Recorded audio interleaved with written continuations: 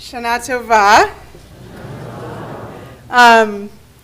Well, we worked really hard on this building, and we've had a dedication, we've had a lot of Shabbatot here, but the real test was whether you would all fit on Kol Nidre.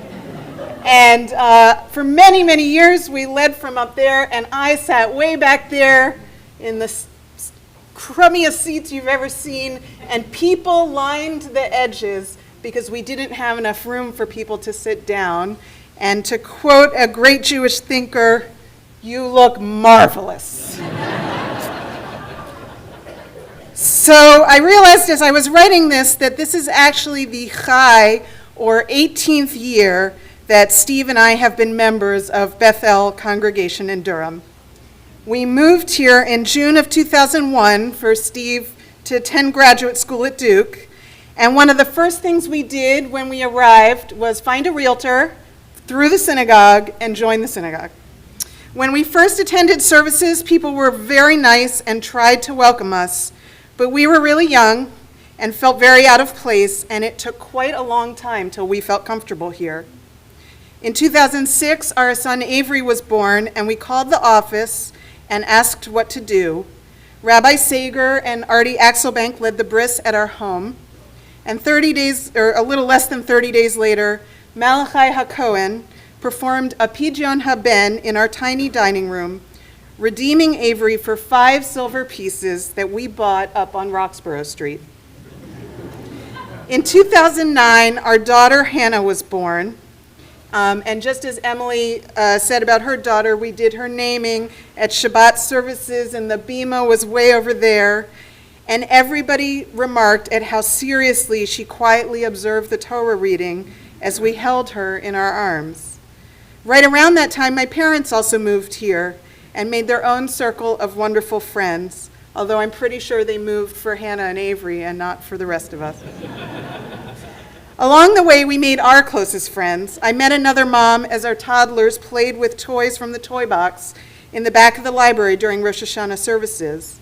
We went to many Shabbatons, and one year at a meal just before Kol Nidre, another mom that had recently moved here told me a bunch of families have agreed to go to Shabbat services twice a month on the same weekends, so we'd all be there together and feel like part of something. We started coming more often. I joined the Social Action Committee, made friends through doing projects, and eventually joined the board. Steve and friends started the very famous Jew Man group, and he became a made man working events with the new mob, the Men of Bethel. This June, our son Avery was the second teen to hold his bar mitzvah in the newly renovated sanctuary, where he amazed us with his ruach, born of a love of services that he learned here in this building, and he read Torah beautifully because other teens had taught him how to do so. My favorite memory from the weekend was a moment at the end of his Saturday service when Avery sat down during Musaf. He very seriously thanked me for the day and asked if it was okay to go stand with his friends. It was, after all, time for him to join them for their traditional antics during the Aleinu. That moment crystallized the transition of my child becoming a member of this community on his own, connecting his family and friends in his own way. I tell you this story of my family's journey at Bethel because in our 18th years of as members of this congregation, at a time when our congregation is starting new high holiday traditions in this beautiful renovated space, which we're expanding to welcome more people than ever before, at a time in history that feels precarious and tense almost every day, I feel acutely aware of our place in the present, past, and future. I find myself thinking more than ever of the legacy that preceded us and that was left for us to care for, and the legacy we will leave for future generations. I want to make one more point about the present. Many people I meet with to talk about Bethel tell me they are unusual compared to other congregants because they're not really comfortable here. They don't know the service. They grew up in a different tradition. They have complicated feelings about organized religion. They don't feel like they fit in. I want to say to those of you who are not members or who have joined but aren't unsure where you fit, many people around you feel the same way right now. Many of us felt that way at some point when we joined. One of the most beautiful things about Bethel is that we are a varied and diverse congregation. We're open to many forms of expression of Judaism and belief, and we're committed to supporting every member of our community. There is an incredible spirit of lay leadership in every aspect of this place. People contribute in ways that run from reading Torah to preparing Shabbat lunches to organizing innovative services, to running the Orthodox Kehillah and planning social action events, to thinking about where the art will go, or being a minyan buddy for our Talmud Torah kids. Find a way to participate, consider joining, and if you don't find exactly what you need, consider starting it. Someone else is probably looking for the same thing. This diversity, which is such a strength of Bethel, did not come out of thin air. It was built by the generations that came before us, who sensed our responsibility to our local members and our place amongst the Jewish people. In his book, The Provincials, Eli Evans describes Bethel from the 1930s to the 50s as a congregation that spanned the generations and the extremes in religious conviction. Members argued over the contents of the prayer service, kashrut standards, who could be buried in the cemetery, and the allocation of funds to community groups and to Israel. Not much changes. During the height of the Great Depression, Eli Evans' father, Mutt Evans, took on the very awkward task of raising money on Kol Nidre, and he raised half of the synagogue's budget that very night because it was the only way they could pay the rabbi and meet expenses. So it could be worse. And they struggled deeply with fears of anti-Semitism. Parents worried about attempts to convert or save their children. And when Mutt Evans ran for mayor, he faced considerable serious threats because of his Judaism and his politics. If you were here for the dedication a few weeks ago, you heard me read a passage from the 1921 Bethel Building Committee report, where they say that a synagogue must be more than a house of worship. It should be a community center. What I didn't read then was that the committee frames this statement as a response to anti-Semitism, saying, particularly in the South, from the pulpit here, we proclaim our collective faith and opinions. We correct the misrepresentations who know neither history nor religion, and we repel the insidious attacks and prejudice of those who do know, but maliciously distort. In short, the synagogue both is and is regarded by Jew and Gentile alike as representative of and representing all in the community that is Jewish. In the past 5 years, members of Bethel, those who've been here for generations and those who recently joined, remembered the work of prior generations and answered the call to set a new vision for Bethel. Our extraordinary members and friends contributed funds, expertise, skills, and time to expand Bethel to meet modern-day needs, raising more money than we thought possible so that we could grow. We literally turned our sanctuary east. We found a spot for an elevator in an old building to make the building more accessible to all, and we grew the building to accommodate new members and a staff to support them.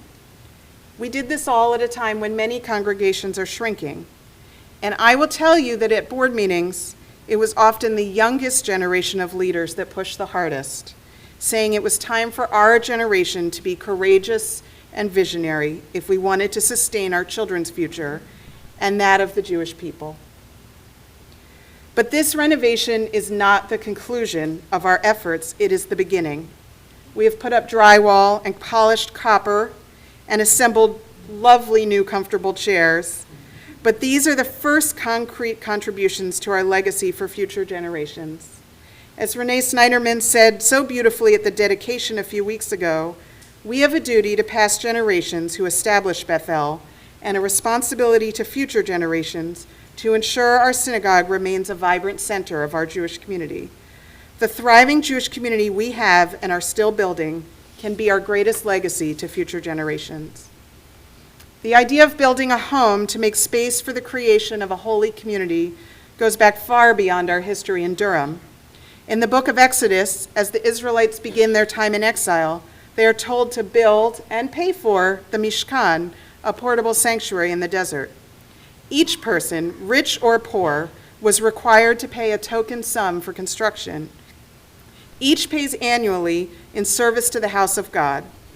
After each person has contributed, then each are invited again to give more: jewelry or wood that they own, spun linen if that's a talent they have, or additional gifts if the Spirit moves them, to make the space sacred and give an offering to God. The reason for going to all this trouble to assemble funds and build a sanctuary, so that God's presence may dwell amongst them, not in the sanctuary itself, but amongst the people. What does it mean to build a sanctuary where we each contribute something according to our means, a place for God to dwell in? It surely must mean that once we have this space, this beautiful building, we must put our community values to work in service of the Jewish people and our traditions. Throughout history, these customs change in how we do them, but they're the same at their core. We use our resources to care for the poor. We use our resources to care for each other, to bury our dead, and to provide support and comfort to families dealing with a birth or loss or sickness. We beautify the mitzvot and honor God, and above all, we educate our children so they may carry on these traditions in their own way for generations to come. On the heels of a capital campaign and a major construction project, we have emerged stronger than ever. We were extremely successful and not only built this space, but raised funds for maintenance and enough to start projects we had postponed, like a playground. Our membership continues to grow year after year, and having been in the wilderness for over a year, we used that time to strengthen our relationships with our neighbors, forming new friendships in the community and new ideas for working together now that we have returned to our space.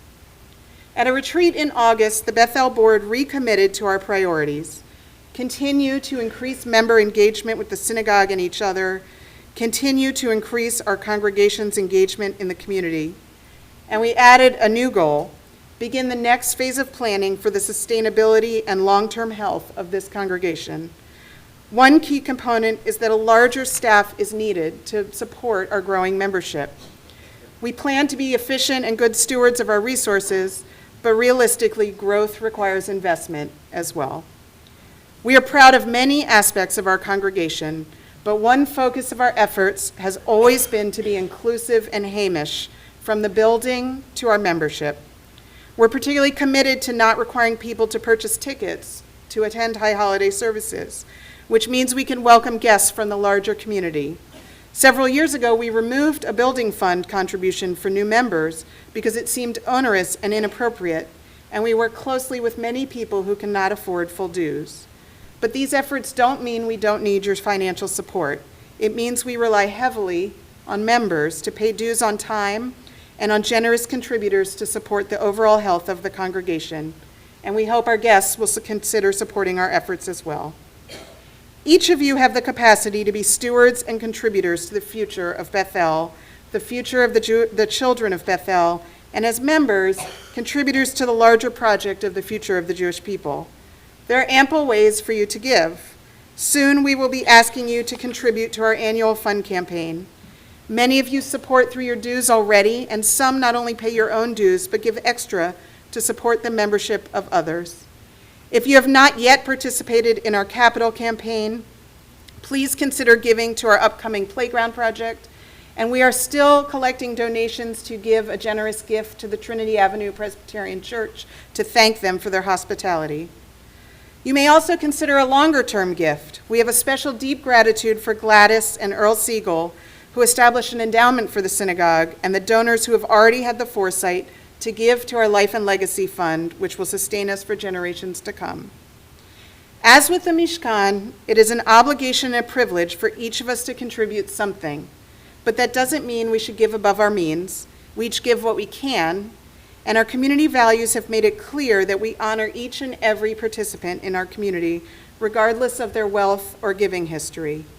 Many of you also give your time in big and small ways. As part of our long-term planning, it's just as important to think of who will be the next generation to volunteer their leadership. And I encourage each of you to think of how you are passing on your gifts or taking on new ways to give your time to our community. Finally, as I noted at the outset, we are living in tumultuous and stressful times, and this coming year seems likely to bring more challenges that will test our commitment to a diverse community that's committed to Judaism and each other. I think again here we can learn from the generations before us, who in many ways struggled with even more fragile circumstances.